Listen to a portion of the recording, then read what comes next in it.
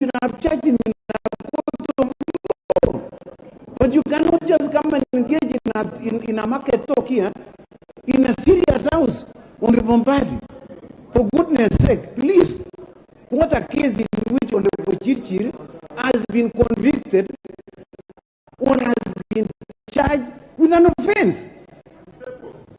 Honorable Mbadi. You know, Mr. Speaker, Honorable Chekonga is lucky that Chepkut is no longer there. He would lose in the next election. Mr. Speaker, the threshold, Mr. Speaker, the threshold under Chapter 6 is higher than cases being in court and such like, Mr. Speaker. Mr. Speaker, the threshold for approval to talk properly in the committee, and you are telling me that a name that has been brought here by none other than the president as having been mentioned in matters corruption, that person is as clean as cotton. Mr. Speaker, let us be serious. Even if, and I've never been in government except in 2008 to 2013 when I was in Nusumukati government. I have never been in government since that time, Mr. Speaker. So, Mr. Speaker, as I conclude, we have a choice to make either decision to reject over 60% of these names or give President Ruto his skunk. Let us not interfere with it. We give it to him. He has asked for it. Let us give him his cabinet. We know he's going to run the government from State House. These are not people who can run a government. Apart from a few individuals who are not even more than 8, the rest are incompetent, unqualified, have integrity issues, are people who cannot deliver this country from where it is to the next level that we want the country to move in. Thank you, Mr. Speaker, and I will oppose most of the names. Your time is up. Honorable members, before we move on further, allow me to acknowledge some schools that are up in the gallery, in the public gallery. Serare School from Kajiado County, St. Peter's Clever Secondary School from Makueni, Karaia Primary School from Kiambu County, Antenna School from Machakos County, Kihate Girls from Nyeri County, and Chebilati Mixed from Bometi County. On my behalf and on your behalf, I welcome the schools and the students to the House of Parliament. Now, honorable members, we had agreed yesterday that this was a time-bound motion, a special motion. We expanded the timing from the ordinary 3 hours to 5 hours, which are now spent, and I'll now invite the mover to reply. Thereafter, I'll give you direction on how we are going to vote. The mover.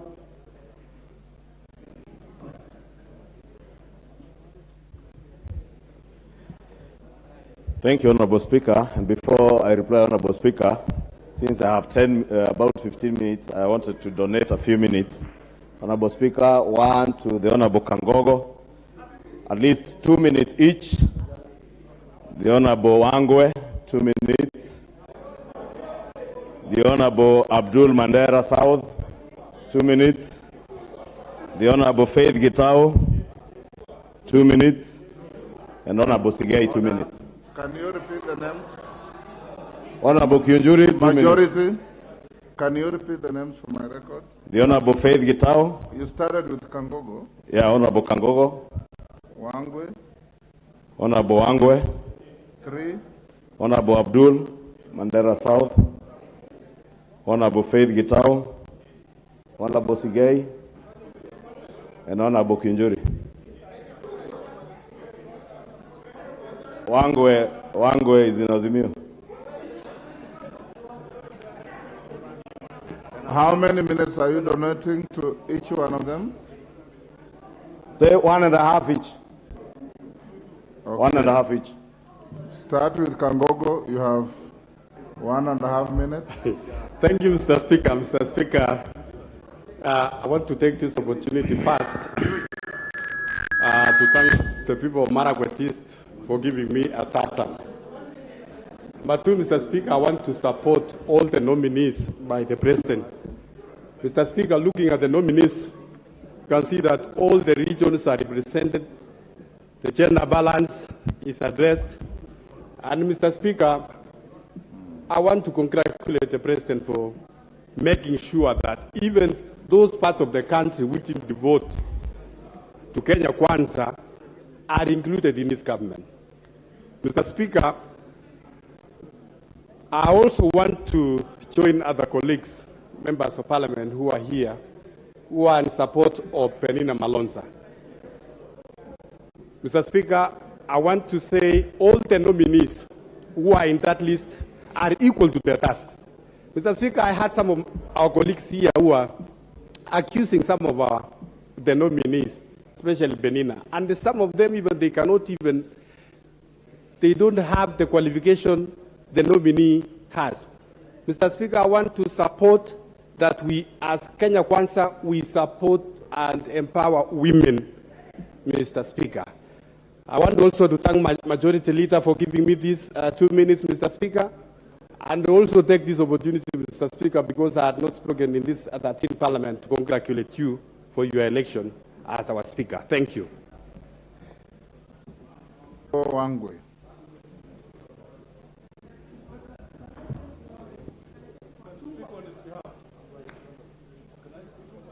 Wangwe is not there. The Honorable Abdul.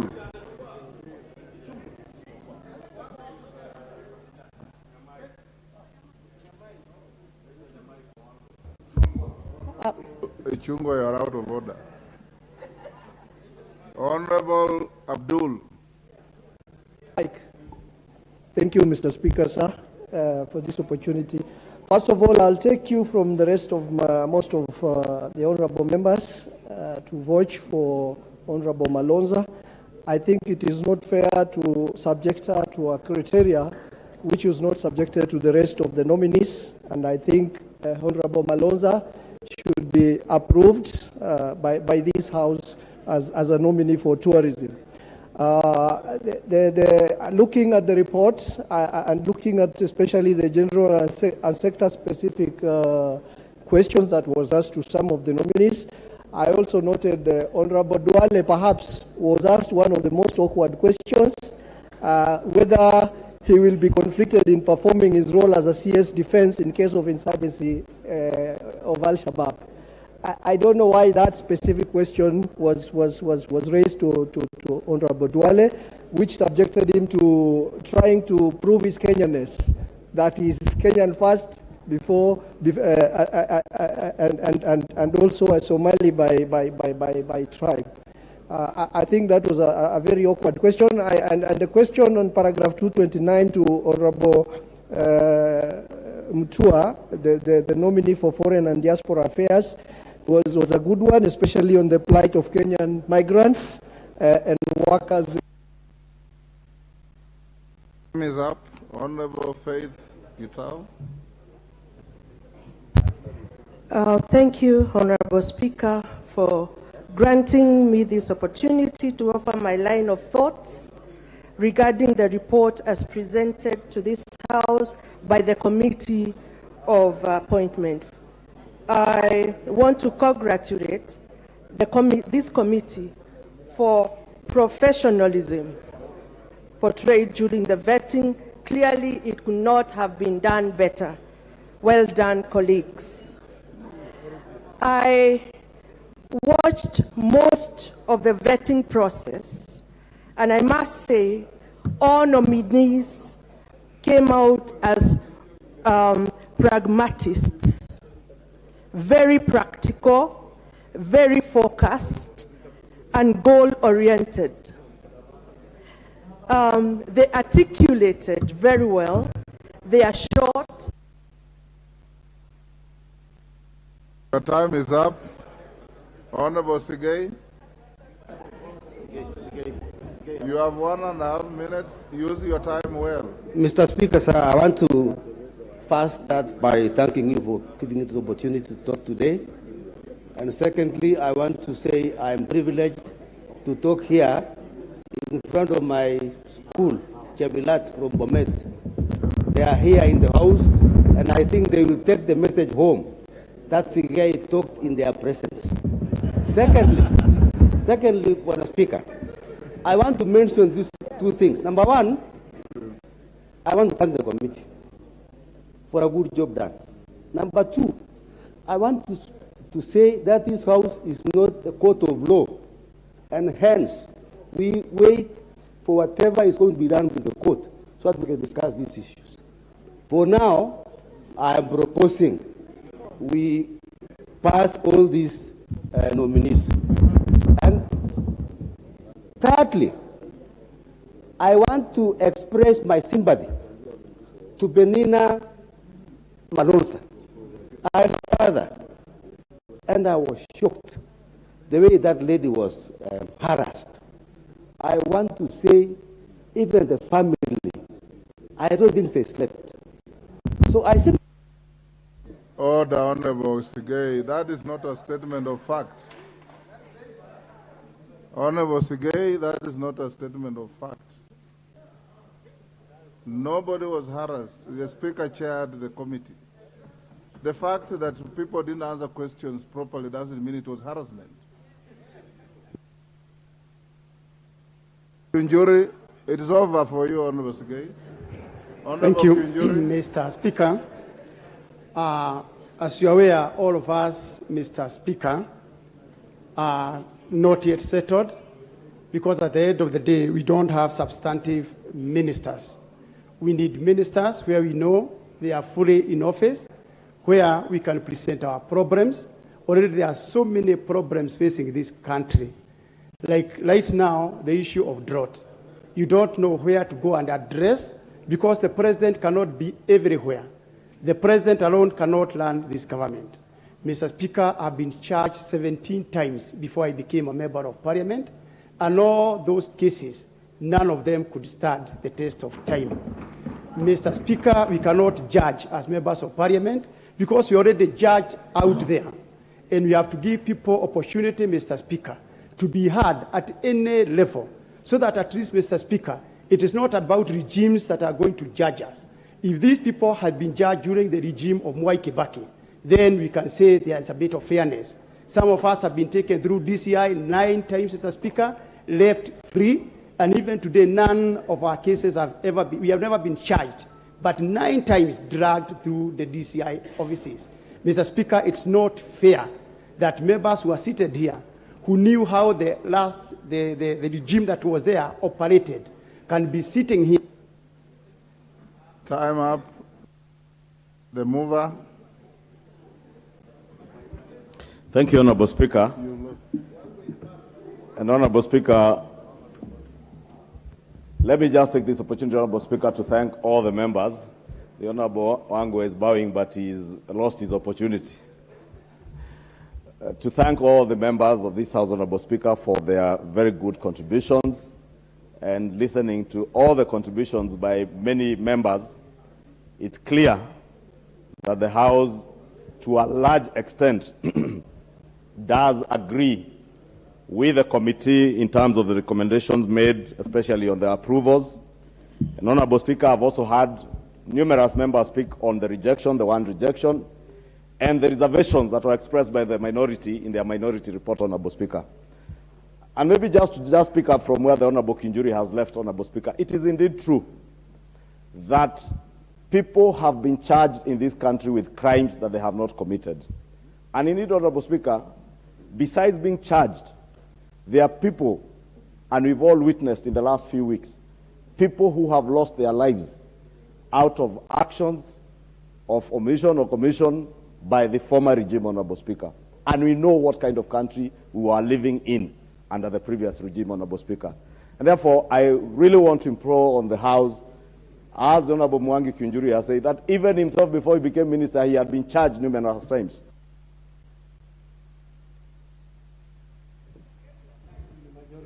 The Honorable Speaker, the Honorable Linturi... I'll give you 2 minutes to wind up. The Honorable Linturi, Honorable Speaker, did indicate that all the cases I stated yesterday that he has in court are civil cases, and the only criminal case that he had already been withdrawn, Honorable Speaker. Therefore, I really want to ask the House to support the committee's report. As I said yesterday, Honorable Speaker, the committee expressed itself on Penina Malonza, but the decision, the ultimate decision, lies in this House.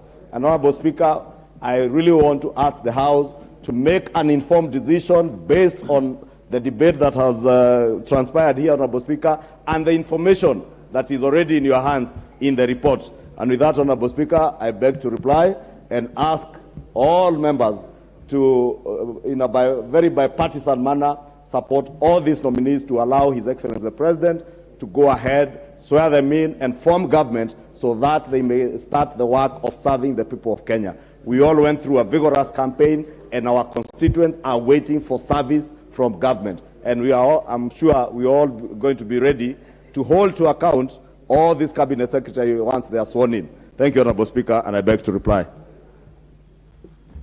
Honorable members, before I put the question, we will vote on this motion as follows.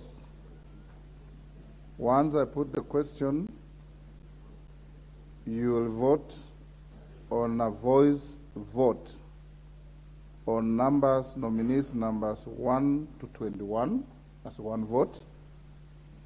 You will then vote on nominee Roman 2, the appointed Attorney General. You will then vote on nominee Roman 3, Mercy Wanjau, Secretary of the Cabinet. Then you will vote on the rejection of Penina Malonza, Roman 4. Depending on how you vote on Roman 4, I'll then give you further direction. I now put the question. So I'll read up to 21, ask you to vote. Then we go to Roman 2, you vote. Roman 3, you vote. Then Roman 4, you vote. Honourable members, I now put the question. Can the members at the bar take their seats?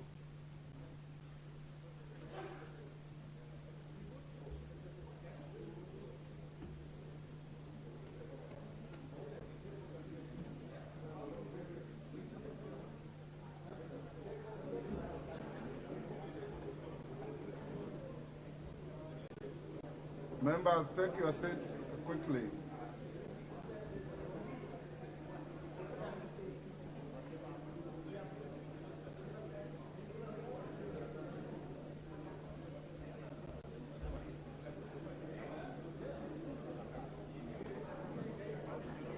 Order, honourable members.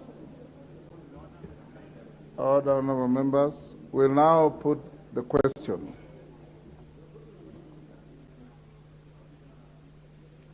Before I put the question, allow me, members, to also acknowledge the presence in the public gallery of Precious Blood Girls High School from Kiambu County. We all welcome them to the House of Parliament.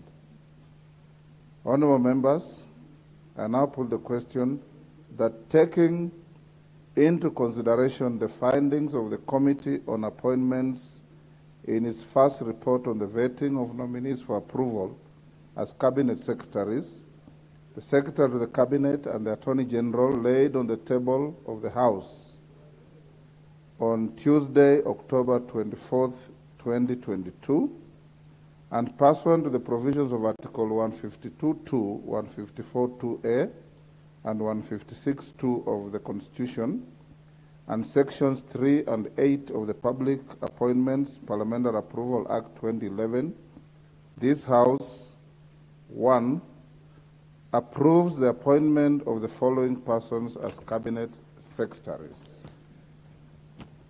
The Honorable Wycliffe Musalia Mudavadi, EGH, Office of the Prime Cabinet Minister. The Honorable Professor Kithure Kindiki, EGH, Cabinet Secretary, Minister of Interior and National Administration. The Honorable Professor Njuguna Ndungu, CBS, Cabinet Secretary for National Treasury and Economic Planning. the Honorable Alice Mudhoni Wahome, Cabinet Secretary, Minister of Water, Sanitation and Irrigation, the Honorable Rebecca Miano, MBS, Cabinet Secretary, Minister of East African Community, the ASALs and Regional Development, the Honorable Alfred Nganga Mutua, EGH, Cabinet Secretary, Minister of Foreign Affairs and Diaspora, the Honorable Aisha Juma Karisa Katana, Cabinet Secretary, Minister of Public Service, Gender and Affirmative Action, the Honorable Moses K. Kuria, Cabinet Secretary, Minister of Trade, Investment and Industry, the Honorable Rosalinda Soipan Tuya, CBS, Cabinet Secretary, Minister of Environment and Forestry, the Honorable Onesimus Kipchumba Murkomen, EGH, Cabinet Secretary, Minister of Roads, Transport and Public Works, Mr. Sakaria Mwangi Njeru, Cabinet Secretary, Minister of Lands, Housing and Urban Development, Ms. Susan Nahumicha Wafula, Cabinet Secretary, Minister of Health, the Honorable Franklin Mithika Linturi, Cabinet Secretary, Minister of Agriculture and Livestock Development, Mr. Eliud Okech Owalo, Cabinet Secretary, Ministry of Information, Communication and Digital Economy, the Honorable Ezekiel Machogu Ombaki, CBS, Cabinet Secretary, Minister of Education, Mr. Davis Kimutai Chirchir, Cabinet Secretary, Minister of Energy and Petroleum, the Honorable Ababu Namwamba, EGH, Cabinet Secretary, Minister of Youth Affairs, Sports and Arts, Mr. Simon Kiprono Chelugui, EGH, Cabinet Secretary, Minister of Cooperatives and Micro, Small and Medium Enterprises, MSME Development, the Honorable Salim Mvuria, EGH, Cabinet Secretary, Ministry of Mining, the Blue Economy and Maritime Affairs, the Honorable Florence Chepngetich Kosgei Bore, Cabinet Secretary, Minister of Labor and Social Protection. Will as many of that opinion say aye? Aye. Will those of the contrary opinion say no? Yeah. The ayes have it. The next is to call upon you on that the House approves the appointment of the Honorable Justin Bedan Njoga Muturi, EGH, as the Attorney General. Will as many of that opinion say aye? Aye. Will those of the contrary opinion say nay? The ayes have it. The next is to call upon you. Can the members at the bar take their seats?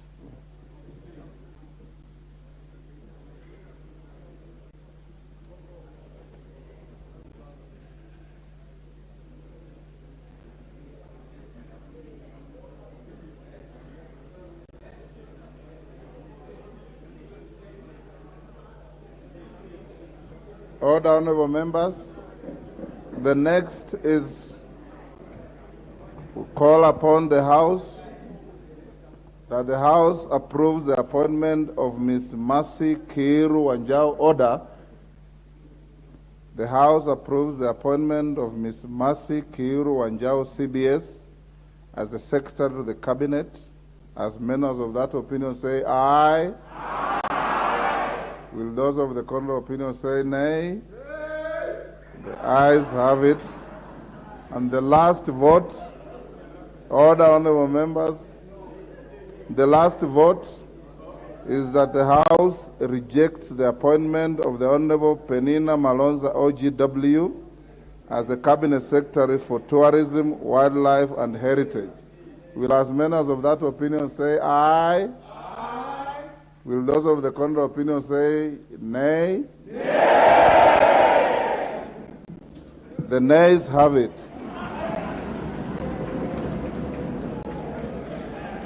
Now, all the honorable members, the upshot of that vote, honorable members, is that you have approved the appointment of all the nominees up to Mercy Kiiru Wanjau. You have negatived the rejection of Penina Malonza. This means Penina Malonza is now in purgatory. She's neither in heaven nor in hell. She's in purgatory. Now, the next move on Penina Malonza, I have received and approved a motion by the Honorable Irene Kasalu. She wants to move the House now to decide whether to shift Penina Malonza from purgatory to hell or to heaven. And I will now give her an opportunity to move the motion. Once she moves the motion, we have a seconder. Order, honorable members, order. Once she moves the motion, we have a seconder. Once we have a seconder, I want to encourage the House that you have overventilated on this matter. You allow the chair to put the question after proposing the question. Is the Honorable Kasalu in the House? I invite you now to move your motion in not more than 10 minutes. And your seconder will be allotted 5 minutes. You can go ahead, the Honorable Kasalu. Thank you, Honorable Speaker. And in the view of the decision of the House today, with respect to the motion on the approval of appointment of Hon. Penina Malonza, OGW, as a Cabinet Secretary for Tourism, Wildlife and Heritage, and the requirement for... Sorry, Honorable Kasalu, I think we have jumped the gun. First, give notice of your motion. Thereafter, I'll then allow you to move it. Then it gets seconded and we move as guided.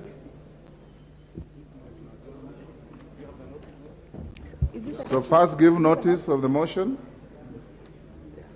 So I guess read that to you. Just start by saying, I give notice of the following motion, then read the motion. Okay, thank you.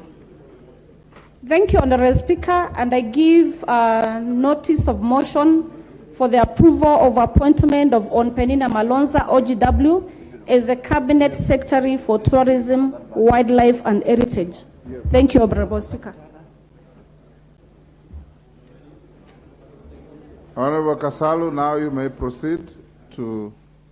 Thank you, Honorable Speaker. And in the view of the House decision today, with respect to the motion on the approval of appointment of Hon. Penina Malonza, OGW... Honorable Kasalu, when you move your motion, you start by saying, I move the following motion. Thank you, Honorable Then you Speaker. read the motion as it is, then go on to elucidate what you want to say. Thank you, Honorable Speaker. I stand guided. And the Honorable Speaker, I move the following motion, that in the view of the decision of the House today, with respect to the motion on the approval of appointment of Honorable Penina Malonza, OGW, as a Cabinet Secretary for Tourism, Wildlife and Heritage, and the requirement for an unequivocal decision of the National Assembly on such matters, I beg to move that pursuant to the provisions of Article 152(2) of the Constitution and Section 3 and 8 of the Public Appointments Act of 2011, that this House approves the appointment of the Hon. Penina Malonza, OGW, as a Cabinet Secretary for the Tourism, Wildlife and Heritage. Honorable Speaker, allow me to say that I want to thank the people of Kitui for electing me for the second time. And I must say that I had a worthy opponent by the name Hon. Penina Malonza. And having her as my opponent, I can only say good words about her. Hon. Penina Malonza is a brave woman. This lady decided to vie for women in Kitui County on a UDA ticket, despite the area being a wiper zone. And the people of Kitui actually voted for her with a lot of votes. And I think she's the only candidate for Mukambani who vied on Unda who got the highest votes. On Penina Malonza is a woman of integrity. She has not been charged in any court in this country on any issue. On Penina Malonza is well schooled. And it is an appointment of what many girls on this country would aspire to get academically. On Penina Malonza has a working history. She was the last deputy governor for Kitui County when Malombe was the governor. And it's during this time the duo delivered for the people of Kitui, and a lot of development were done in Kitui County. On Penina Malonza is being looked at by all the people of Kitui County. I'm sure, on Speaker, you have heard of the many bandits attacking the Kitui County. And on Penina Malonza comes from one of those areas that is Mother Ward. And the people of Kitui are looking upon her. Once this nomination has gone through and she's has gone through and she become the CS for tourism, wildlife and heritage, that she's be able to sort the issue of the bandits attack. So with these few remarks, Honorable Speaker, I want to call upon Dr. Pukose of Debes constituency to second the motion. Thank you, Mr. Speaker. Thank you, Honorable Speaker.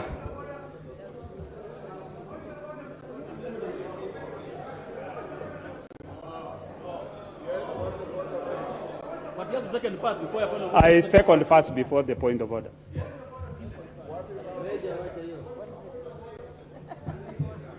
Honorable Member, Dr. Bukosa, take your seat. What is out of order, Honorable Member? Give him the mic, please. Give the Honorable Member the mic. Thank you, Honorable Speaker. And first, I'm not talking about the rejection of Honorable Penina. We support her. But Honorable Irene Kasalu talked about that Honorable Penina will sort out the issue of bandit attacks Honorable in Kitui. Member, you are out of order. So take the your point seat. we are talking about... Take your seat, Honorable Member. You are grossly out of order.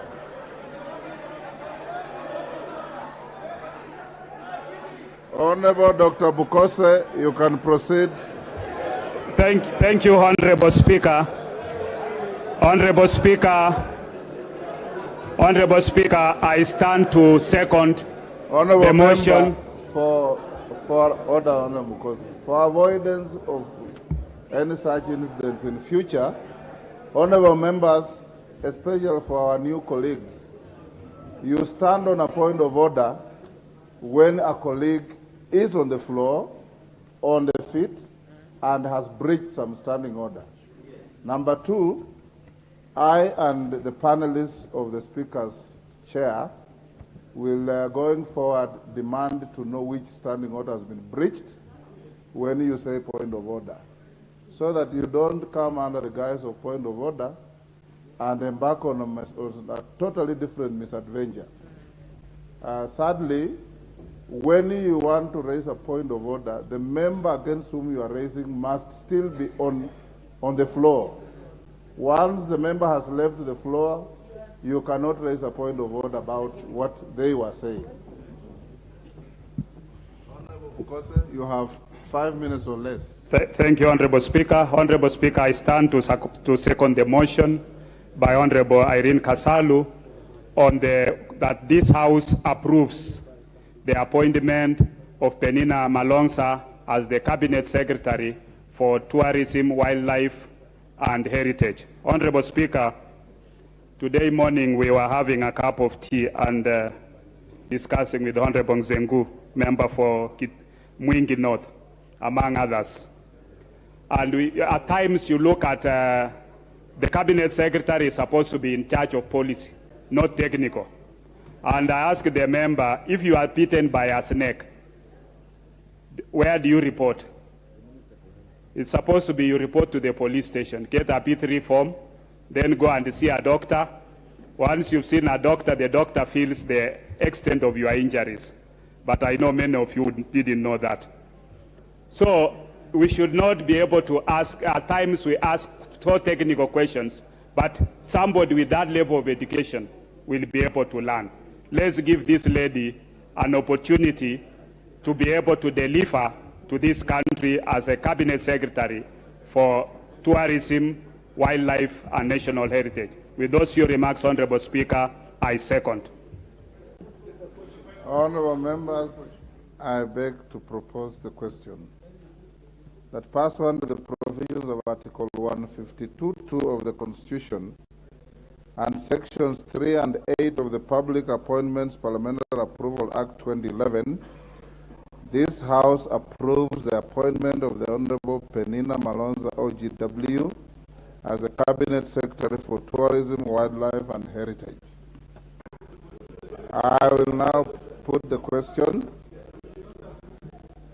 which is that pursuant to the provisions of Articles 152(2) of the Constitution and Sections 3 and 8 of the Public Appointments Parliamentary Approval Act 2011, this House approves the appointment of the Honorable Penina Malonza OGW as the Cabinet Secretary for Tourism, Wildlife and Heritage.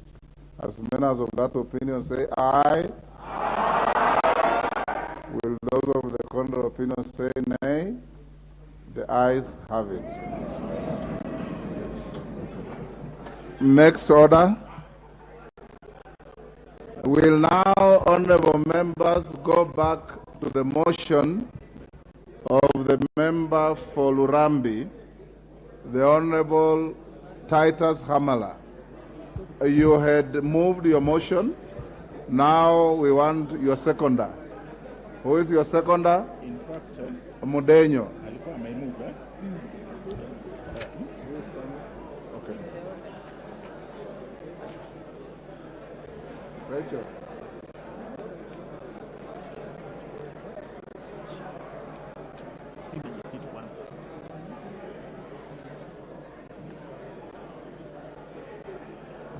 Are we still proceeding with the same? Order number 10, motion, review of teacher deployment policy. We continue with the same list, yeah?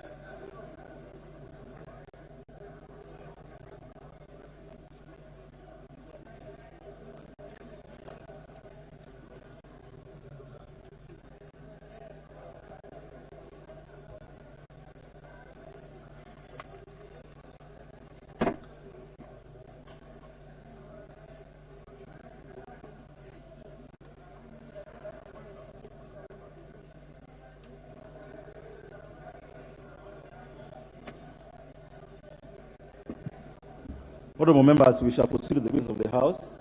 And before I give the Honorable Wundo to second the motion, I wish to welcome a delegation from the German Parliament, the Honorable His Excellency Sebastian Groth, Ambassador, the Honorable Hermann Freber, the Honorable Suzanne Mittag, the Honorable Rita Hagel-Kell, the Honorable Arthur Unama, the Honorable Albert Stegemann, the Honorable Karl Beer, the Honorable Ingo Boke, the Honorable Peter Felser, and the Honorable Ina Latendorf. Their delegation are in the country on the invitation of by Honorable Joshua Kandie, the MP for Baringo Central Constituency. We wish to invite them to the House and wish them good deliberations and stay in the country. You are welcome. Fellow members, I wish to give this chance to the Honorable Wundo to second the motion. Thank you, Honorable Speaker. And on the onset, let me sincerely congratulate you as my neighbor for having been appointed to sit in the Speaker's panel and preside over this session. Honorable Speaker, let me also take this opportunity before I formally second the motion to thank the people of Funyula constituency for giving me a chance to serve them as their Member of Parliament for a second term, 2022-2027. It is a great honor to serve them for the second term, and that's a testimony for the good work we did, I and my team, in the first term. Second, let me also take this opportunity to sincerely thank the people of Busia for electing Dr. Paul Nyong'o Otuoma as the governor of Busia, and in totality now, we are able to showcase the dominance of ODM in Busia County as we forge the next level. Honorable Speaker, as we stand here today, Honorable Titus Hamala, Bishop, has presented to us a matter that has been a topic of extensive debate in our constituencies, in our villages, and in this country. And that debate has been the impact, the policy impact of the localization, i.e. to mean moving teachers from their local areas to go and teach and offer services to the various parts of this country. Granted that teachers are public servants, and once you get employed as a public servant, you are duty-bound to serve this country in any station and in any capacity as long as it's within some basic human rights and basic tenets of good governance. Honorable Speaker, teachers are extremely important members of the society. They shape attitudes, they shape society, they make us who we are here. None of us would be here if it wasn't for the immense impact of the teacher that brought us where we are here. We also appreciate that Kenya is a one country whereby we must have extensive exchange of ideas, culture, so that we build one unequivocal or one undivided country called Kenya. I'm privileged to have gone to Bijuanga Primary School. I'm privileged to have come to Sarehe Boys Center and School. And that surgeon from the village to Nairobi opened up my mind to appreciate and understand the entire culture of the people of Kenya. Honorable Speaker, we must also appreciate and understand that teachers offer labor services. And they're offering their labor services are guided by the rules and regulations of ILO and other labor institutions. Consequently, even as provided in the Constitution, any decision that affects somebody, that person who is likely to be affected ought to have a direct impact, a direct contribution to that such kind of momentous decision. Honorable Speaker, in the 5 years as an MP, many teachers came to complain to me, Honorable Speaker, I have a sick mother, I have a sick spouse, I have small children who attend school here, I've been transferred to faraway lands. I do not know what I'm going to do. Honorable Speaker, many have also come to me, especially lady teachers, asking me, Mheshimiwa, I have been transferred very away from my husband. But the way I look at my husband, this could be the end of the marriage. Honorable Speaker, and that's why it is extremely important, Honorable Speaker, that the policy of the localization, however noble, however well-intentioned it is, requires a further rethink, a further review. And that's why, as we stand here today, we might not necessarily oppose in totality, but we call upon the Teacher Service Commission and the Education CS to literally look at the matter in a holistic manner, come up with very clear criteria. As Bishop Hamala said yesterday, it's untenable, it's unacceptable, and it's manifestly unfair to transfer a 55-year-old man from his place of abode, where he has lived all those years, take him far away land, where he has nobody there, he has no friends there, he cannot learn new tricks, he cannot learn new ideas. You can't teach an old dog any new ideas. Forcing the man at such an age to start now scrapping sufrias to cook food for himself is sincerely demeaning that kind of a man. Taking away a man from the hot climate of Ugenya, take him to Limuru, to go live and sleep alone in the deliberating cold. Honestly speaking, Honorable Speaker, you are not being unfair to that particular man or that particular woman teacher. That's why, as we stand here today, it is important that TSC, the ministry, sits down and sets very clear criteria.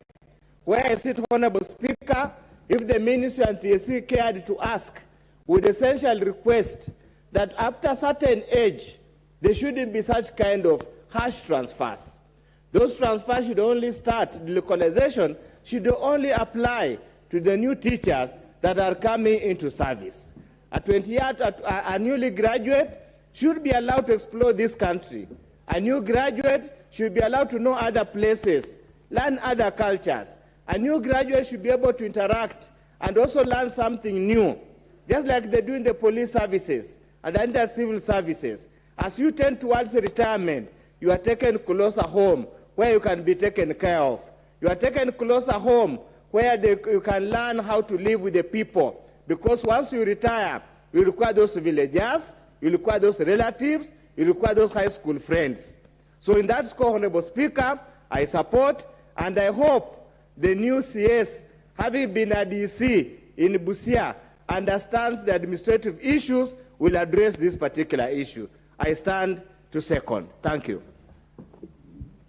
Honorable members, I wish to propose the motion that, aware that education is a key enabler of national development and realization of Kenya's Vision 2030 and the Sustainable Development Goals, appreciating the invaluable role that teachers play in actualizing the national goals of education, noting that a conducive working environment for teachers enhances performance, recalling that the localization of teachers commenced in 2018 by the TSC immensely disrupted teachers' lives, lowered teacher morale, and caused untold trauma to many teachers countrywide, concerned that the exercise was not supported with a clear policy framework and was initiated without the participation of teachers or their unions, contrary to Articles 118 and 132 of the Constitution on public participation and involvement of the people in the process of policy making, cognizant of the fact that delocalization of teachers is inconsistent with the UNESCO teacher deployment practice, which treats education as a culture process conducted within a people's cultural context at the local level. This House resolves that the Teacher Service Commission immediately reverses the ongoing delocalization of teachers and initiates a comprehensive review of the teacher deployment policy with the involvement of the teachers in order to make the policy consistent with the ILO and UNESCO laws and practices on teacher management and deployment. And the first person to have a bite on the cherry on this motion would be the Honorable John Gitonga of Manyata.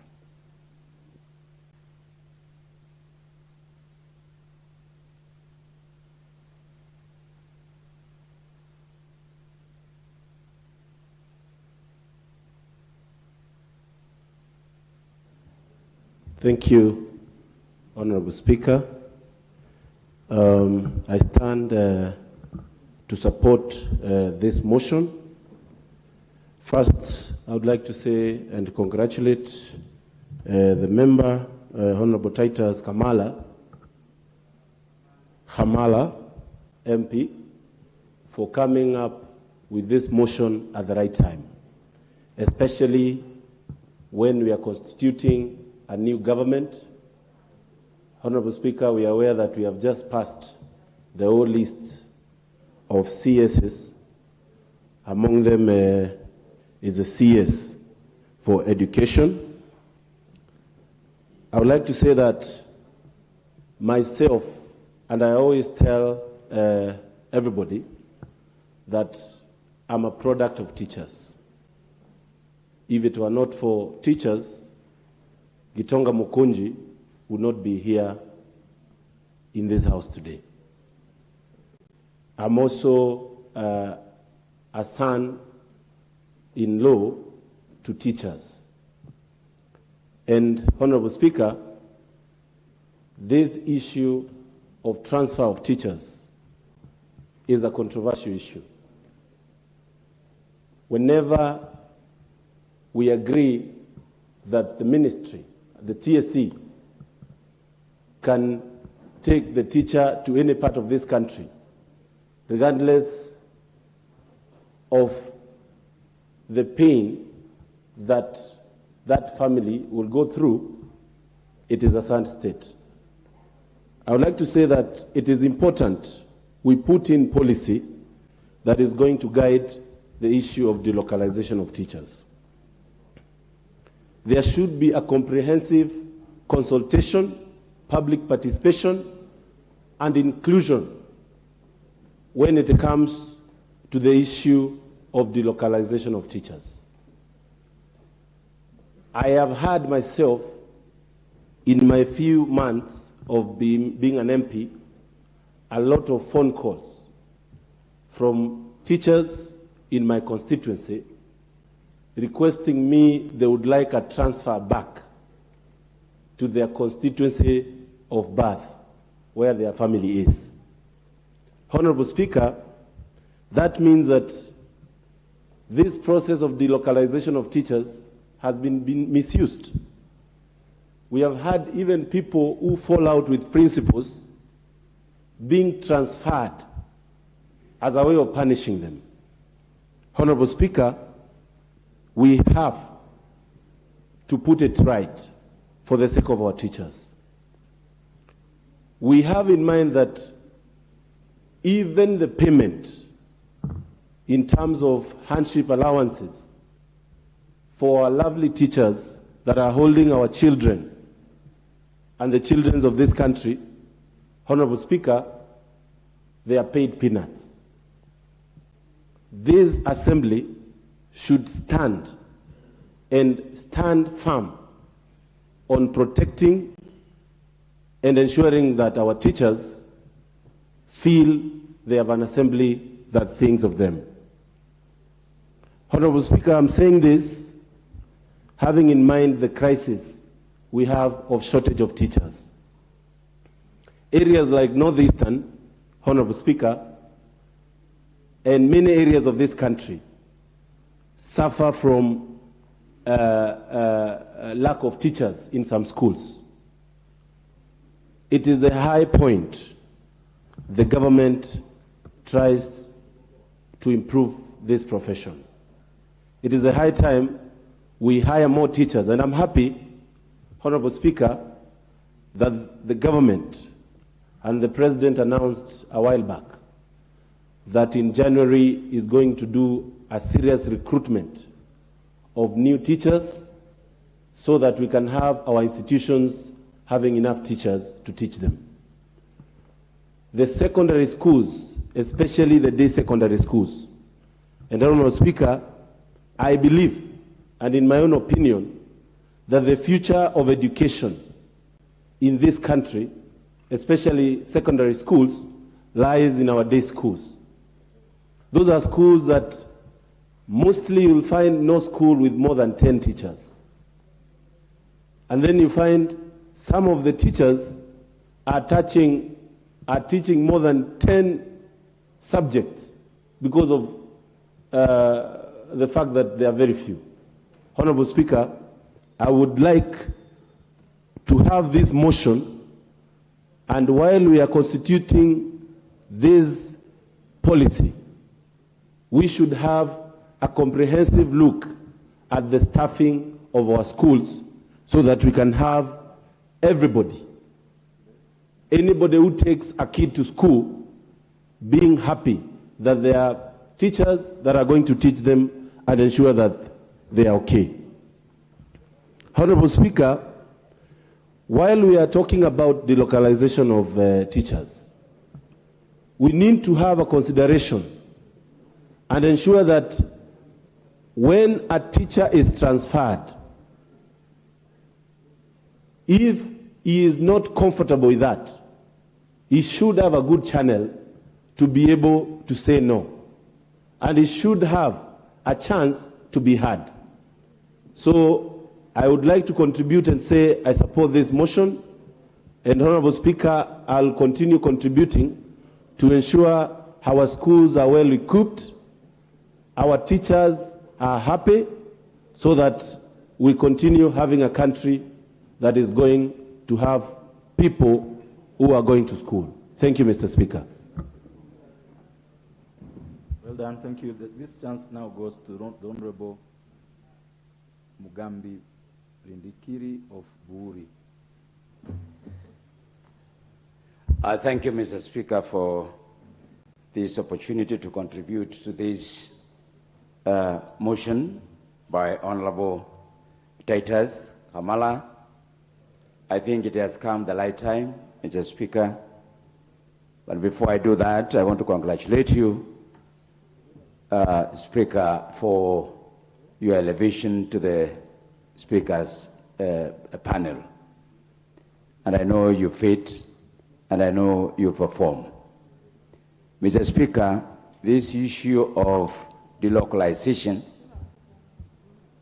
is a very emotive to our teachers, the people that we value very much.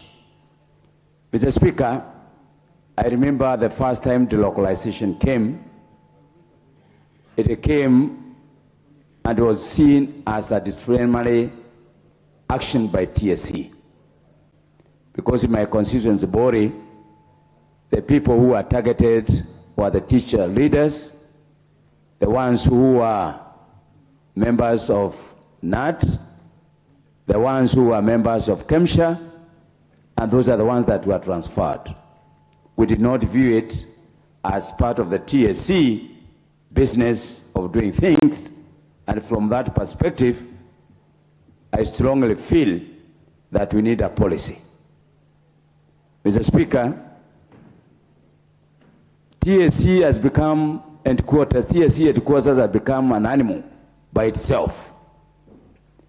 When everybody is talking about the localization of services to the basic units, TSC headquarters has taken over recruitment process and promotion process of our teachers. And everything is now being controlled from TSC headquarters. Meaning, this institution is being run without consultation. Mr. Speaker, for the last 4 years, hiring of teachers, the only thing that the county education, the TSC directors should do, together with DCC, is only to recommend. They can only recommend hiring, they can only recommend promotions, and everything is sent to the headquarters. And this is where now we are seeing, you find they will come now and transfer teachers. In my constituency, Mr. Speaker, for the last 5 years, I've been in this parliament the last 5 years, there is no single senior teacher who has been promoted. No single senior teacher has been promoted. But we saw an influx of head teachers from other counties being given opportunity to serve as head teachers without even going through the process of deputy head teacher. To me, and to my colleagues here, TSC is an animal which is not serving the interest of the teaching profession in this country. And we must condemn their actions. Mr. Speaker, I want to put it on record that my constituency Vori, I have so many head teachers who have never been promoted, and I don't see the end of the light of the tunnel as long as the animal sitting at the headquarters is there. Something must be done. Mr. Speaker, if there is no policy, I agree. When I was recruited, I was told, when I finished university, I was told, I can serve in any part of the country. TSC, they have said you can.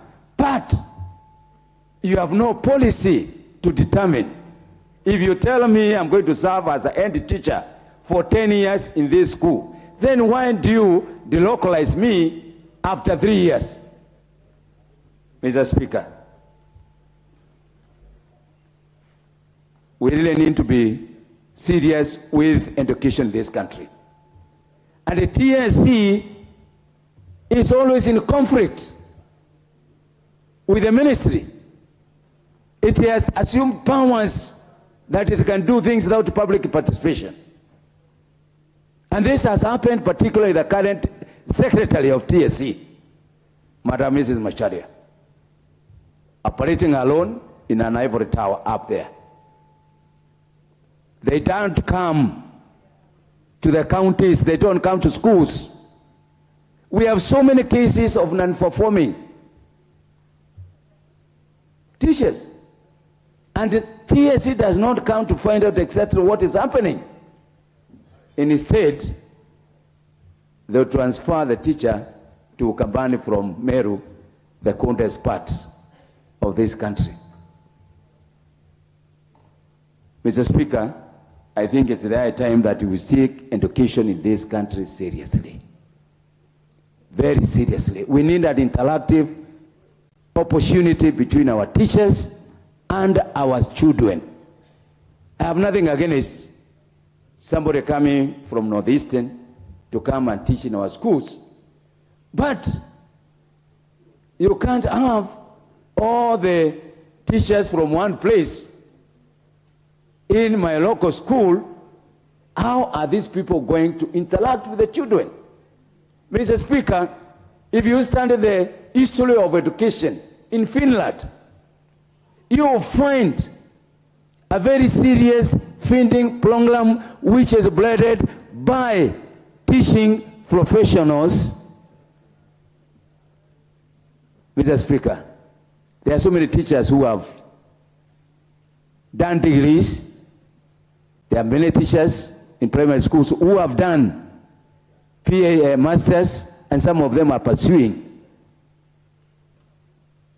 PhD. Ironically, TSC seems to be dead on that. They are dumb on that. Surely, you put a lot of initiative and nobody recognizes that. The only thing, when you complain, you are transferred to Northeastern. You are transferred to Samburu. You are transferred to Turkana. Yet you are asking to be given an opportunity as somebody who has upgraded himself or herself. Mr. Speaker, it's the high time that we look at the entire structure of TSC, because the government has a responsibility. They have become an animal, and they need to be shaped to conform to the requirement of our basic child, because that's the reason why the school is there. Let's not transfer teachers for the sake of discipline, for the sake of being seen to be moving teachers. There must be a very serious reason. I sympathize and empathize with a 59-year-old man who was transferred from Kitui to a school in my constituency called Kirimala, the coldest part in Kenya. That man, I had to go and plead with the director of TSC for him to be taken back to where he came from. It's not fair to separate families in a long distance. There are no expenses that are paid for these guys when they are localized. It is not fair at all. Let's have a policy that is going to guide the transfer, promotion, hiring of teachers in this country. I thank you, Mr. Speaker. Thank you so much. Honorable members, if you look at your order paper for today, you realize that there is a proposed amendment to this motion under Standing Order number 54. And I wish to give the member for Chepalungu, the Honorable Victor Koech, to move his amendment. I would request him to make it short, and I hope he already has a seconder in tow so that this process moves, so that we are able to debate the motion as amended, if we might amend it to amend it. Honorable Victor Koech. Thank you so much, Honorable Speaker.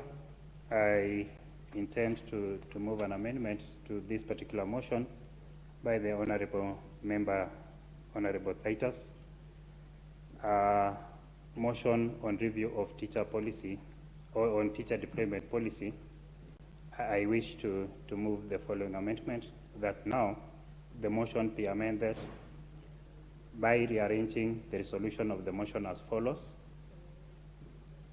This House resolves that the Teacher Service Commission, 1, immediately reverses the ongoing delocalization of teachers, and 2, initiates a comprehensive review of teacher deployment policy with the involvement of teachers in order to make the policy consistent with the International Labour Organization, ILO, and UNESCO laws and practices on teacher management and deployment, and therefore inserting the following new subparagraph: review the teachers' recruitment policy with the view of devolving it to the zonal level as the recruitment level. Mr. Speaker, I would wish to make few recommendations about the same. I am freshly from a meeting with my local teachers from the different aids, that's the capture, and the NATS. And to point but a few, Mr. Speaker, their concern is what we are representing today here at the floor of the House. Mr. Speaker, you notice that initially, before 2010, that is the promulgation of the new constitution, TSC were given the independence as an independent commission. Mr. Speaker, this particular independence resulted in the TSC acting in total disregard of the well-being of the teachers. Mr. Speaker, this particular independence gave the CEO an image and appears to be a smaller goddess. Mr. Speaker, this particular independence actually made the TSC. Honorable Koech, you're doing well, but would you move your amendment first? Because you're already debating it. Would you just move the amendment first? I stand guided, Mr. Speaker. Yeah, just move the amendment and then ask your second to second, so that then we debate the motion together. Thank you. I stand guided. Mr. Speaker, I therefore would wish to move the above amendments, and I wish to invite the Honorable Member for Nandi, the Honorable Cynthia Muge, to second. Thank you. Honorable Muge, Cynthia.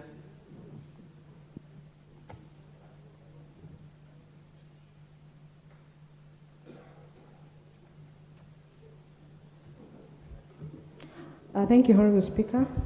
Take this opportunity to second the amendment brought by Honorable Victor Koech on the motion tabled on the floor of this House by Honorable Titus Kamala.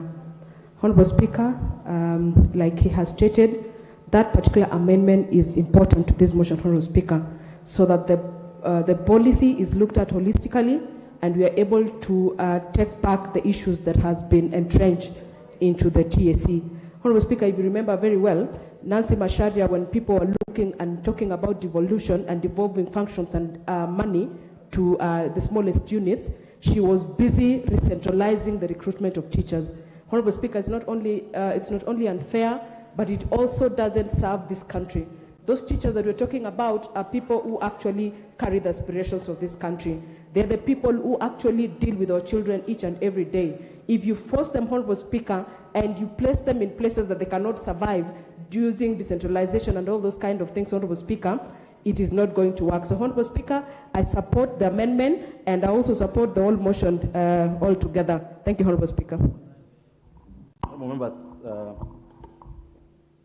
I'm assuming that all of us have the amendment because you can access it. It is in today's order paper. And if you were here when I, proposed the motion, I read it in total.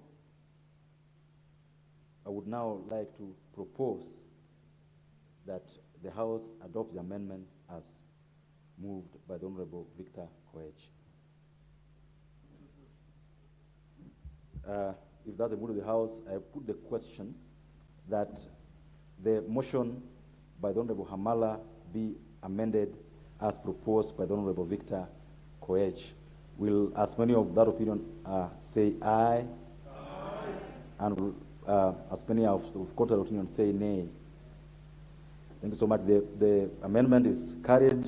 And members, now the motion will be debated plus the amendment. And if I may just then make it clear to you now what we'll be debating, I'll take the liberty to read the motion, the whole motion afresh. And I request you to now note the new motion so that when we debate the new motion. That aware that education is a key enabler of the national development and realization of Kenya's Vision 2030 and the Sustainable Development Goals, appreciating the invaluable role that teachers play in actualizing the national goals of education, noting that a conducive working environment for teachers enhances performance, recalling that the localization of teachers commenced in 2018 by the TSC immensely disrupted teachers' lives, lower teacher morale, and caused untold trauma to many teachers countrywide. Concerned that the exercise was not supported with a clear policy framework and was initiated without the participation of teachers or their unions, contrary to Articles 118 and 132 of the Constitution on public participation and involvement of the people in the process of policy making, cognizant of the fact that the localization of teachers is inconsistent with the UNESCO teacher development practice, which treats education as a culture process conducted within a people's cultural context at the local level, this House resolves that the TSC, 1, immediately reverses the ongoing localization of teachers, 2, initiates a comprehensive review of the teacher development policy with the involvement of the teachers in order to make the policy consistent with the ILO and the UNESCO laws and practices on teacher management and deployment, and 3, reviews the teacher recruitment policy with a view to devolving it to zonal levels as the point of improvement. Thank you, members. And now the first chance on the motion as amended would go to the Honorable Charo Kazungu, if he's in the House.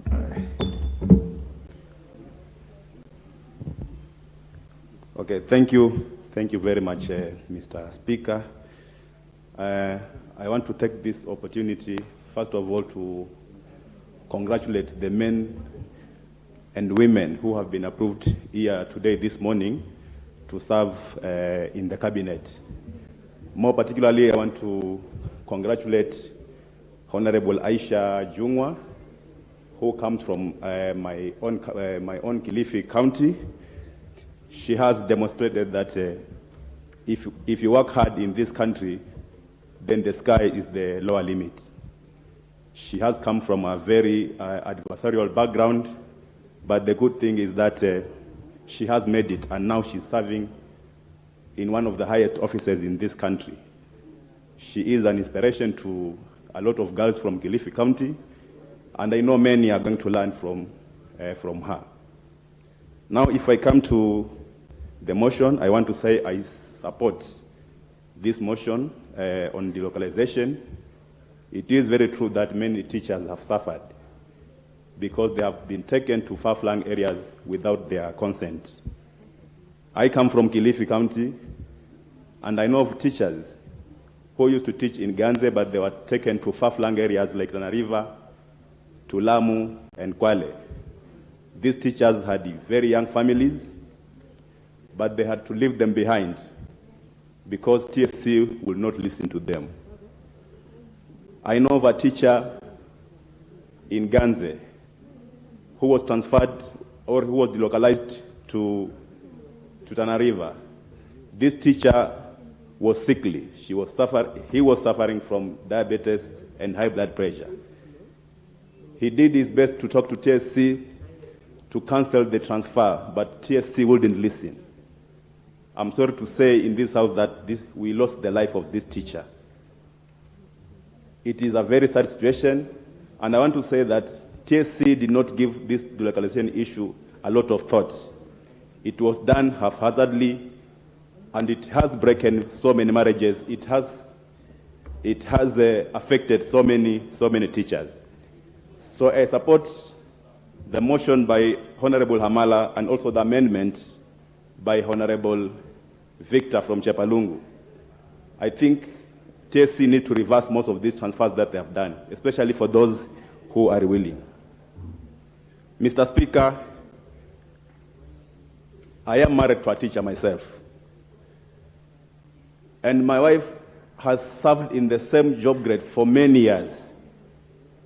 But she has been refusing to apply for promotion because she knows the moment she's promoted, she will be delocalized.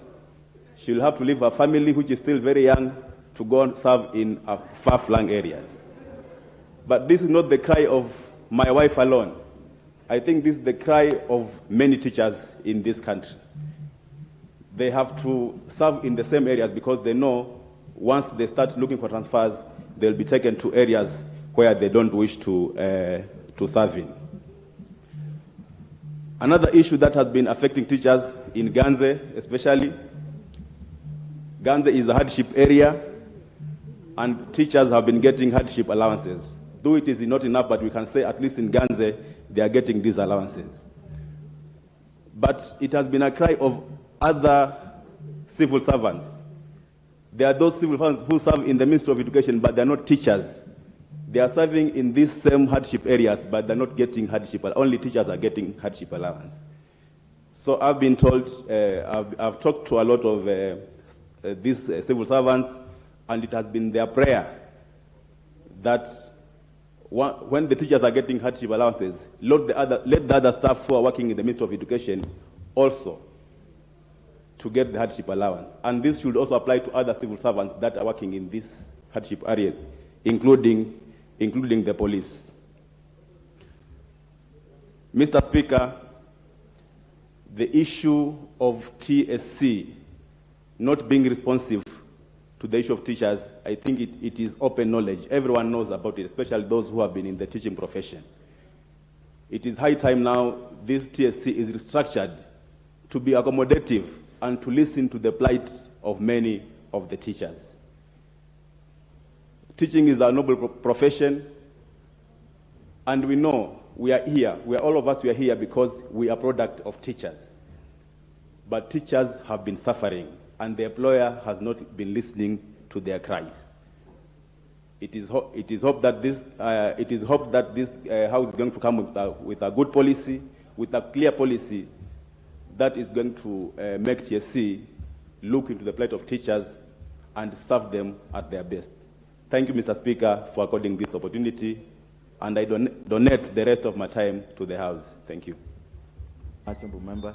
This chance now goes to the Honourable Marlin Farah.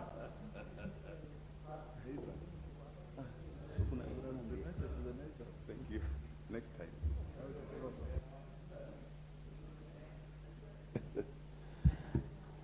Thank you, Mr. Speaker. Mr. Speaker, this motion on the entire issue of education speaks very much to the hearts of people from pastoral nomadic areas in this country. Mr. Speaker, if I take you back a little bit in history, education was not provided by the colonial government. Education was provided by the missionaries, provided by the missionaries. And because we had stuck to our own faiths, which we've had, I think by then, for more than 1,000 years, because they could not preach their faiths in our own backyards, they abandoned our places and they never brought us education. The first secondary school in Northeastern Province was put up in 1968. That is when they did the O levels. There was no secondary school in the whole of the North when we got independence. We had a similar situation in Marsabit. We had a similar situation in Isiolo, in lots of other places. Fortunate for us, those who were in Isiolo, we had Meru within a certain proximity. And I remember most of the teachers who used to come and teach in our schools were Merus those days. And Pokomos from the Coast Province, Tana River. Mr. Speaker, there has to be a policy in this country that is differential, is affirmative action, is able to bring up to speed with the rest of the countries the areas that were traditionally, historically marginalized. We never got that. The subsequent independent Kenyan government,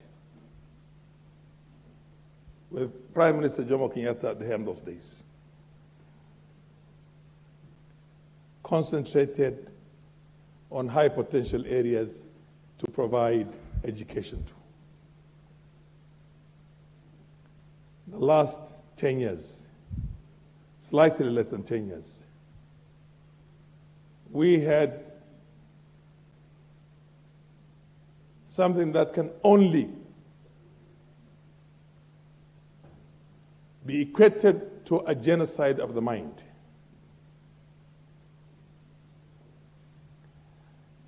Genocide or ethnocide is not just the act of killing somebody and cleansing them. When you subject them also to certain other inhuman activities and cultures, then of course that is a form of genocide. the TSC, because of one incident of lawlessness that happened in our region, withdrew in one sweep 5,000 teachers from those areas. Today, there are schools that are only have one teacher and there are 8 classrooms. 8 classes, standard 1 to standard 8, with only one teacher who acts as a headmaster, as well as a teacher who's supposed to teach the rest of them. Because these teachers did not run away for their own security, they were withdrawn by the TSC. You deny people knowledge, you confine them or consign them to a permanent underclass. And that has been the intention of TSC as constituted now. And then you will come and find a student who has got up to Form 4 and who has never seen a biology teacher, has never seen a chemistry teacher, has never seen a physics teacher, is supposed to do a national examination and compete with students in Alliance High School, Mangu, and all these other schools who have got teachers who only teach twice or 3 times in a week, because there's an over-concentration of teachers here. Then you tell them to compete also in opportunities in teacher service, in teacher training colleges. The lady who was a minister, Amina Mohammed, who incidentally understands our conditions, lowered that figure that time and said C- students can go into teacher training colleges and be trained as teachers. Nancy Macharia and TSC came out there and decided to go to court, saying that you're going to compromise on the academic excellence. So you cannot admit. So 3,000 young men and women who were trained as teachers, Mr. Speaker, were withdrawn from those colleges and could not be absorbed by the Teacher Service Commission.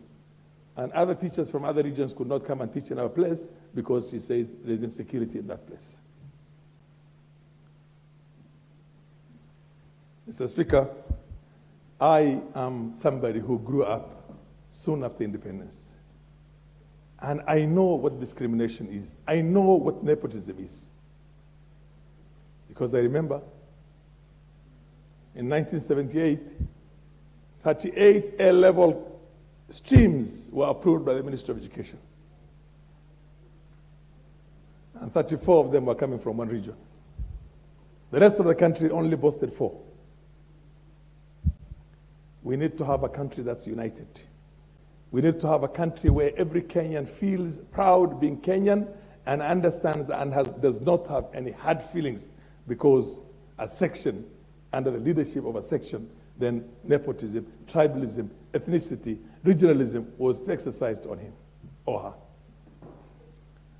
When I see this one, first time my inclination, gut feeling was oppose this motion. Because then it's going to take the few we have back at home. The majority of the teachers who taught us who are still teaching in schools in the north and pastoral nomadic areas do not come from those areas. But then I realized we already have a situation in which all those teachers have been removed. They might as well remove the balance that's there, and we begin looking for a way to cure that problem. For a way to cure that problem. We can then even recruit and train teachers. We can do everything we have to do. We can do what we have to do to be able to bring our children to have education. So I will support this motion. But let me tell you one thing. Delocalization properly exercised is good for this country because it unites the country. It takes, like I told you, my early teachers were Merus and Pokomos. The first man who was teaching us in Garissa in the 60s was called Zakaria Marete. I'm inclined to say that for him as a sign of respect. We can't do that because of my faith, but he will always remain in our own hearts and minds as somebody who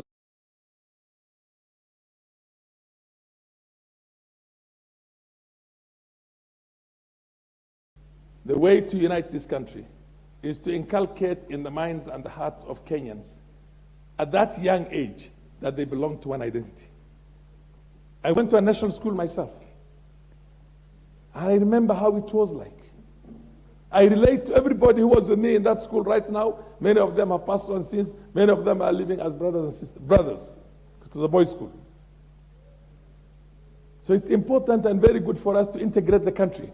But at the rate things are being done right now by the Teacher Service Commission, a new policy has got to be found to see how everybody has got to benefit from the independence we have had now for 60 plus years. In countries where even slavery was exercised, like the US, they have something called affirmative action through quota systems.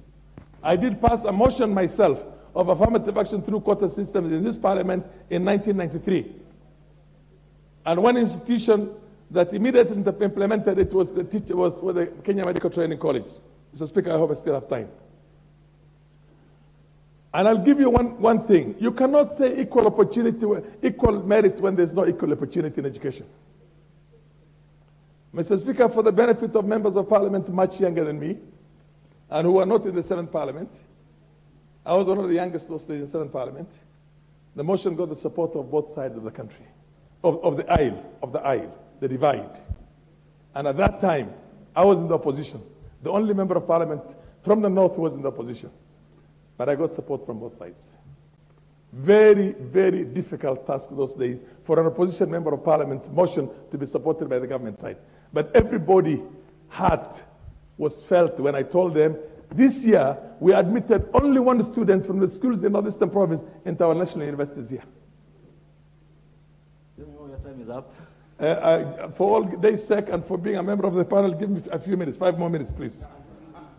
It happens. Let me tell you the practice. I don't remember you won't tell me the practice. I'll give you 1 more minute to wind up. Thank you.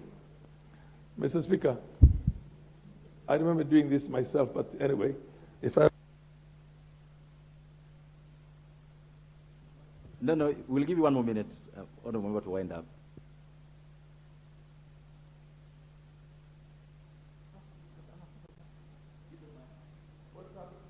Honorable Malim. I'll take you for some lessons on some of these things when we get time. I won't be taught by you. Thank you. Remember, I won't be taught by you. We will use a minute and wind up. Thank you. What I'm trying to tell you, a child who had C- went to medical training college to do pharmacy those days. In the first year, the then director of medical service told me, I will implement this thing only for once, but if they do poorly, I'm going to change. 10 of the 11 top students in that class were students who had low marks, but then became the top in the pharmacy class. Because they got the opportunity. They never had the opportunity. The students are bright, brilliant, but when they don't have the opportunity, you cannot make them compete with students who are spoon-fed in education. So let us pass this motion. I'm inclined to say I pass this motion, but then we need to come back again to a similar motion in which this country has to be integrated in a fashion in which we can all feel as Kenyans and integrate our people for the future. Thank you, Mr. Speaker. Well said. Thank you so much. Don Muhammad is here. Now, this House set up a committee called Committee on Implementation. So I would advise that you take notes as members contribute so that, if your motion is carried and is being implemented, you could also enrich that with the members' contributions. This chance now goes to the Honorable Beatrice Elachi.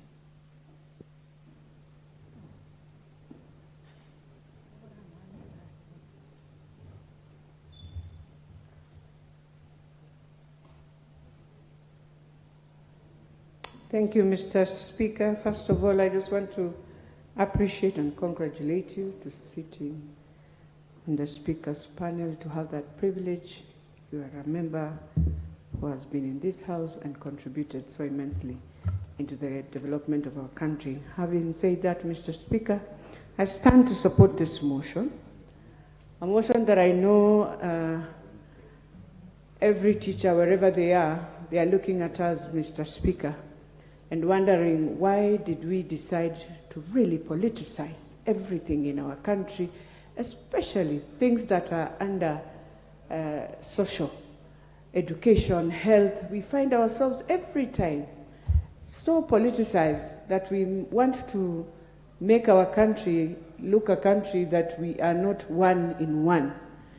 Yet, Mr. Speaker, we remember when we were in school, we had teachers who came from other communities that will help us to grow, that will help us to understand Kenya is one, that we are here to unite a country. And we talk about tribalism, it is our teacher who removed us from tribalism. And therefore, even as I support, I think I want to agree with many of the members that we need a policy. This is a policy that must guide this process. A policy that we must ensure, number one, for those who are young and would wish to traverse Kenya and understand Kenya, they must be given that opportunity. But for those who are in near age of retirement, we must also give them the opportunity to go closer home. And therefore, Mr. Speaker, even as we speak about delocalization, we have to ask ourselves the pros. What is good in it? What is bad in it? I think this House has to now assist. I know there are many issues with TSC. I have many people who have sent me SMSs. They were moved, their families are young. But also, in government, we must ask ourselves now, in a government where you have public service and you have every tribe, do you want to work as Kenya? Do you want to enrich your country for people to appreciate you as a country? Or do we want to remain in this tribalism disease that sometimes takes us so backward until even in employment, when you come, we want to now again forget we are in public service. And one of the roles of public service is to ensure every Kenyan has an opportunity. That opportunity is I can work somewhere and in 3 years I can go back and work somewhere else. And I think that will be the most healthiest way, or even 5 years, and go back and work somewhere else just to appreciate Kenya. Yes, I know we have challenges of our children and families, but we forget also in county governments at the moment, Mr. Speaker, you find that a nurse or a doctor, if you are working in Nandi and you want now to transfer to go back to your wife, you are told you have to look for someone who will come and replace. And we need to sort out that. There is no way that a Kenyan can go and work somewhere and cannot move when he needs to for purposes of integration. So I think even as we speak on all this, we must look at the policy. We must request ourselves to understand this is one country, a country that you would wish your daughter, your son to go and work into another county, but you cannot tell me I grew up in Kakamega, in Malava, I will school in Malava, be a teacher in Malava, it will also be unfair. But those who are willing also, the policy must allow, because you will find someone willing to work at home, that is okay. But let us not also push it so much and make our country a country where we will never appreciate any other person from a different tribe. As I appreciate the nominees, Mr. Speaker, I see now we have, and I'm hoping our CS of Education now will take up this. There are issues in TSC that became very political, and we must deal with them. We cannot politicize an institution that employs, an institution that is supposed to see us move to the next level and our children. And if there's something that makes us step here, Mr. Speaker, most of us is education. That is what made us move from one level to another. The time we started politicizing education and making others, they can use this book and others use this book, Mr. Speaker, is the time we destroyed education, where we decided we have international schools where our children go, and decided our public schools are schools where we can just say today, change the system. Tomorrow, teachers are moving. I will tell you, I was last weekend in a board meeting at Moi Girls Bukoli, and I was very sad at that time because the deputy principal was moved. Yet, this is a science school. This is a school where we are just about to go to exams. And I really wished TSC would have just waited for us to finalize the exams, the kids do the exams, and you move the teacher in January. But then now I say to myself, surely I am hoping by this time the CS education will have to take, he has no time, Mr. Speaker, he needs to move with speed. especially to see how are we going to do exams of year 6 and standard 8. Are we ready for the year 6 to go to boarding schools? Yes, we are. Do we have the schools? Do we have the infrastructure? Do we have the facilities, especially the dorms, the dinings? And more importantly, to look at the primary schools at the moment. And I'll tell you in Nairobi, Mr. Speaker, it is so sad. You find 6 kids on a desk. They write when their hands are behind because you are so squeezed. And I'm wondering what happened to the desks. Mr. Speaker, I've not understood why 100 billion goes to books in this country with publishers. And yet every year we are just publishing books. Our days, the same book would be used for those who are moving to that class. What happened? Did we decide to make business with education until we've reached at this point where our children in public schools are finding themselves wondering, why is it that we have been so discriminated? And therefore, as I finalize, Mr. Speaker, I just want to say I support, but we must agree as a House that we need a policy that will guide every sector. That if a teacher would want to stay home, fine. If those who are young can go and integrate with Kenyans, the better. But for the unity of the country, education is what brings the rich and poor together, and we must learn that. Thank you, Mr. Speaker. Thank you. The shorter, the better. The Honorable Beatrice Kemei.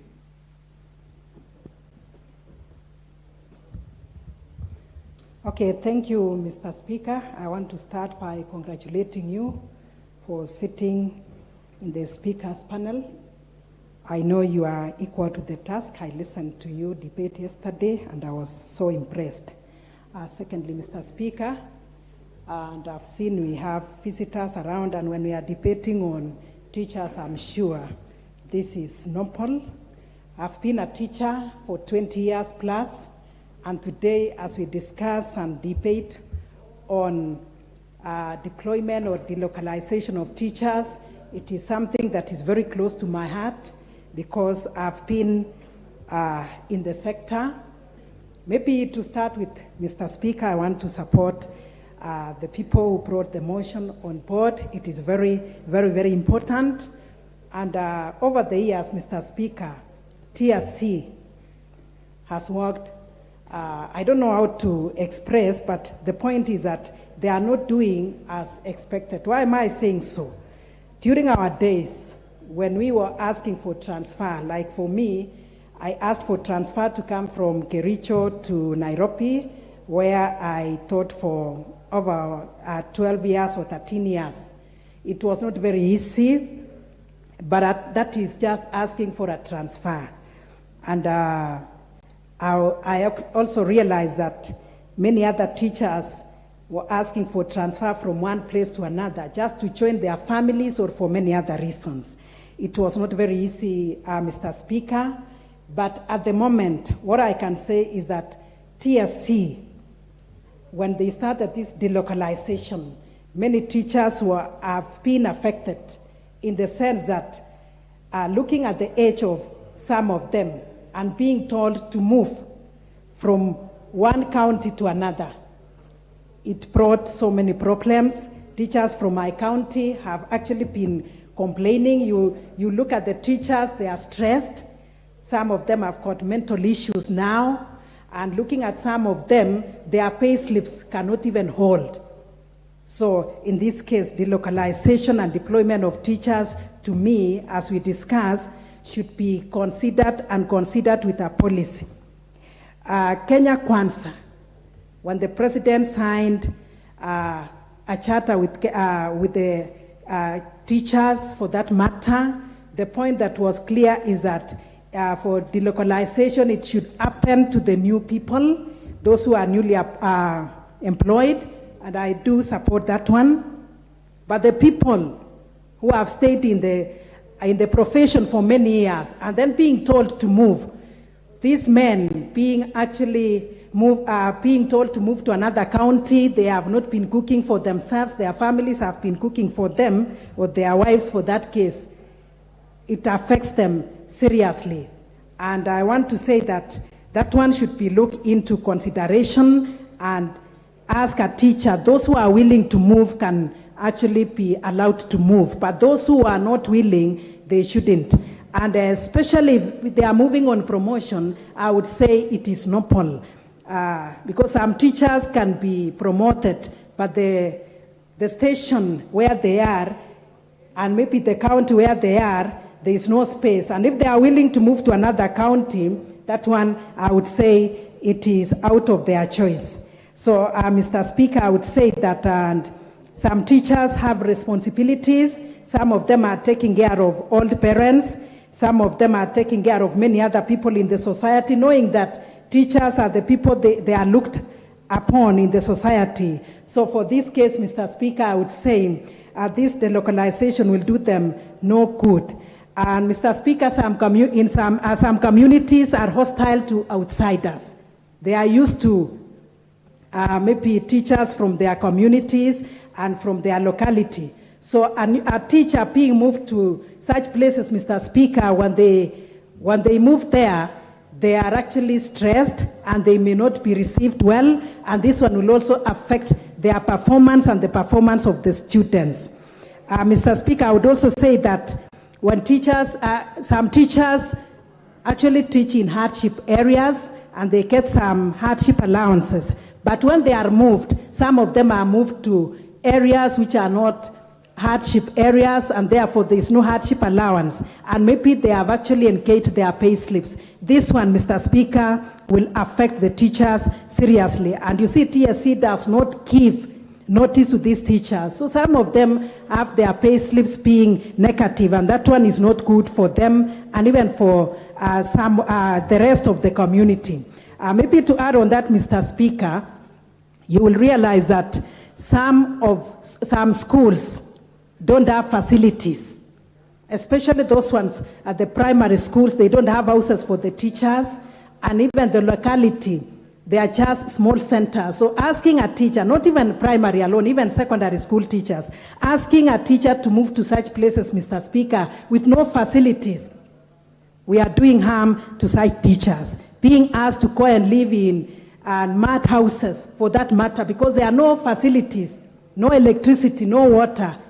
What are we really saying? We are degrading the status of the teachers.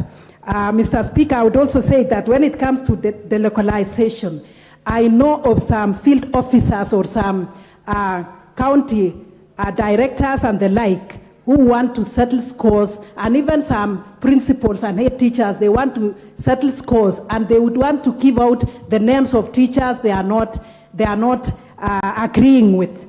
So that is just one reason why they may be transferred, and that is just for a punishment to such teachers. And I would say, Mr. Speaker, teachers should not be transferred as such.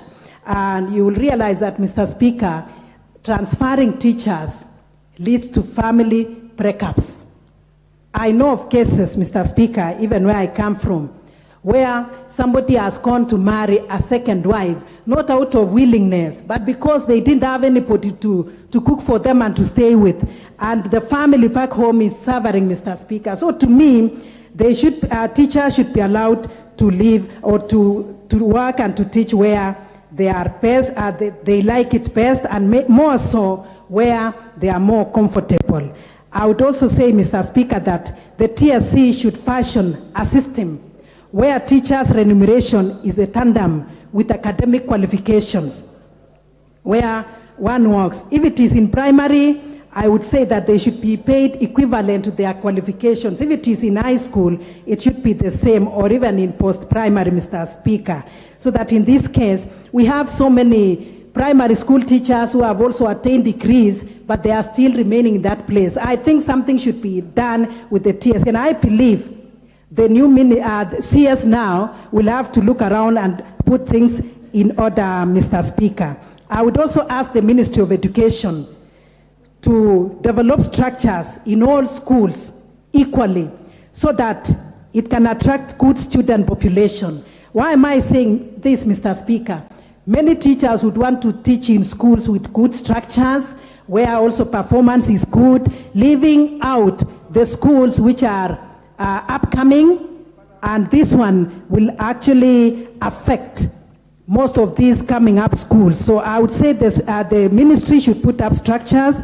I would also say that the enrollment of the school is attracted by the performance. It is also attracted by the structure. So I would want to support this motion by saying that teachers should be allowed to actually teach where they are.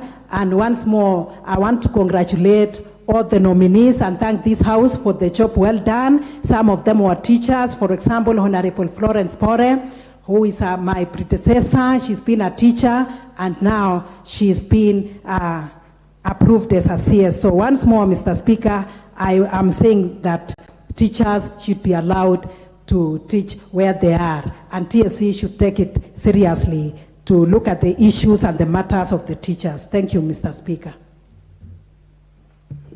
Everyone has decided to do their 10 minutes, so I hope members understand. This chance, 4 minutes to go, will go to the Honorable Omboko Milemba.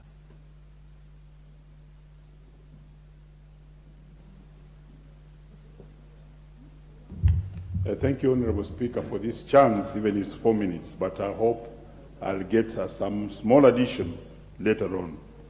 Let me thank Honorable Amala for this motion. Yesterday, when he moved it, I told him not to deal with me directly. And let me therefore declare, Honorable Speaker, that I'm a teacher leader. And I'm the chairman of the Teachers of Kenya. And I really want to thank Honorable Hamala for having brought this motion. This motion would never be here, Honorable Hamala, if the Teacher Service Commission, and I'm possibly also speaking to it, would actually carry out what we call public participation and involve all stakeholders in every policy that they undertake. The policy of delocalization, what has brought it to the floor of Parliament is lack of public participation, lack of involvement of the stakeholders, the unions, KNUT, KUPPET, other stakeholders, KEPSHA, NAT, the teachers themselves. And I think as we move forward, it will be very important that the Teacher Service Commission brings together its house of stakeholders so that they can be able, and we can be able, to deal with issues of education without completely politicizing them the way Honorable Elachi has spoken about it. Because if we go that trend, it will be difficult. Honorable Speaker, this policy appears in 2018. But what is the background? Before independence, schools which have been spoken about very well by Farah Malim were actually run by the missionaries. But later on, the schools were handed to government of Kenya.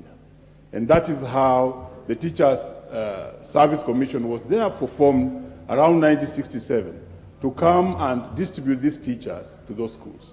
Honorable Speaker, prior to that, every school had got its own teachers, paying them whatever it wanted and dealing with them whichever way they wanted. The Teacher Service Commission was brought to bear in order to make sure that there is a harmonized system of administering the teachers in this country. And therefore, having enacted the 2010 Constitution, it is very important that the Teacher Service Commission adhere to the Constitution. Honorable Speaker, Section 47, Item 47 of the Kenyan Constitution is the one that actually brings this motion to bear in Parliament. That it talks about fair administrative action. Yes, every organ that is required to administer the welfare of individuals in Kenya, and in this case the Teacher Service Commission for the teachers, has a right to administer. But it says that in the event that administrative action will adversely injure or affect the freedoms and rights of that individual must be informed in writing. This is where we lost it completely, because it required public participation to bring to bear Section 47 of the Constitution insofar as delocalization was being put to the teachers. And therefore, Parliament also in Section 47, subsection A, has been given authority to actually make such a laws that will make sure that 47 is adhered to. And therefore, Parliament is very well in order to deal with this matter, if possible, once and conclusively. In 2018, when this policy comes, it comes more or less like a punitive action, and which then has continued to hit the teachers. Until now, the teachers are not only living in fear, they are living under a situation of duress and are not very happy. The way. Yes, Honorable Speaker. Your time is now 1 o'clock. The Honorable Member's extra time will be given to him when the motion next resumes. Honorable Members, at the time being 1 p.m., this House stands adjourned until today, Wednesday, 26th of October 2022, at 2:30 p.m.